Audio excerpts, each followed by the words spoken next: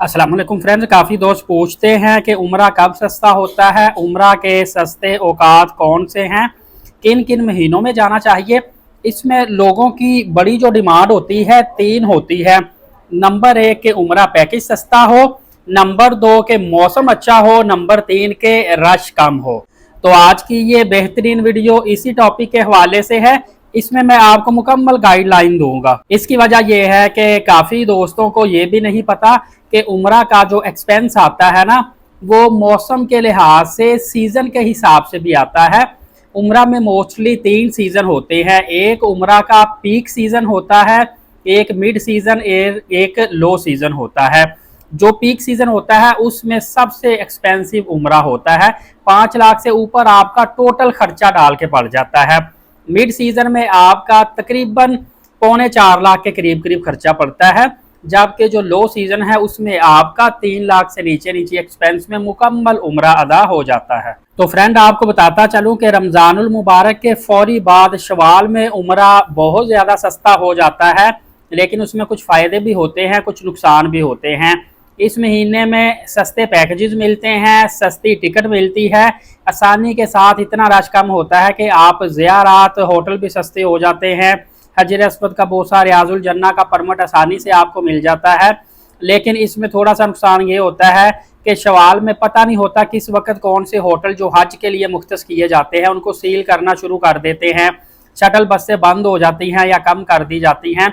इस तरह के और काफ़ी ज़्यादा मसले मसाइल आना शुरू हो जाते हैं। तो यहाँ पे प्रॉस भी है, कॉज भी है, मतलब कि नुकसान भी है, नफ़ा भी है।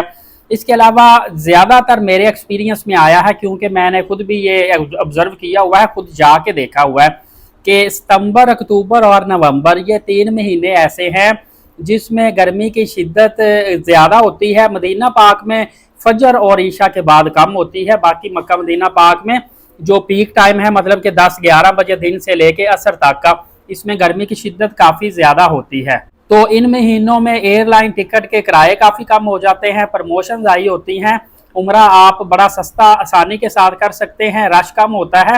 रश इस सेंस में कम होता है कि हम होटलों में जब जाते हैं या बुकिंग वगैरह करवाते हैं तो आसानी के साथ होटल मिल जाते हैं और ट्रांसपोर्ट वगैरह ईजीली दस्तयाब होती है, बहुत ज़्यादा पैसेंजर नहीं होते, फेयर मुनासिब सा मांगते। दोस्तों इसके बाद मुहर्रमुल हराम में सबसे ज़्यादा रश होता है, क्योंकि हज के फौरी बाद तकरीबन 2-2.5 महीने के बाद जब वीज़ा खुलता है तो उम्रा ज़ायरीन की डिमांड उम्रा पैकेजेस हासिल करने के हवाले से बहुत ज़्यादा होती है।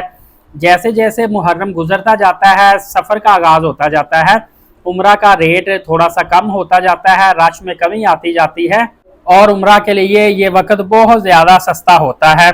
इसके अलावा आप इसमें 2 स्टार, 3 स्टार, 4 स्टार होटल में भी सस्ती रहाइश हासिल कर सकते हैं। कम खर्च में जो उम्रा करते हैं इसमें ग्रुप पैकेजेस होता है। इसके अलावा मैंने जैसा आपको बता दिया, सितंबर, अक्टूबर और नवंबर होता है। एयरलाइन डायरेक्ट की बजाय वाई के साथ ले सकते हैं, डिस्काउंट एयरलाइन हासिल कर सकते हैं। इसके अलावा अगर आप मदीना पाक में मरकजिया के अंदर रहाइश लेते हैं, मक्का पाक में कबूतर चौक के पास रहाइश लेते हैं, तो वो आपको एक्सपेंसिव पड़ती है। अगर मदीना पाक में मरकजिया से दूर चले जाते हैं, मक्का पाक में आप मिसफिला कुबरी के करीब चले जाते हैं, तो फिर आपको एक्सपेंस काफ़ी ज़्यादा कम पड़ता है।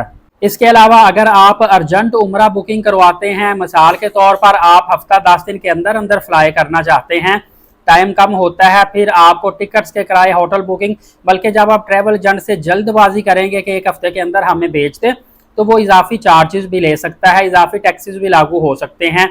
इसके अलावा आप एक बात का ख्याल किया करें कि अगर आपको 100% श्योर है कि आपने इस तारीख को जाना ही जाना है, टेंशन की बात नहीं, फिर आप बेशक ग्रुप में चले जाएं, नॉन रिफंडेबल टिकट ले लें।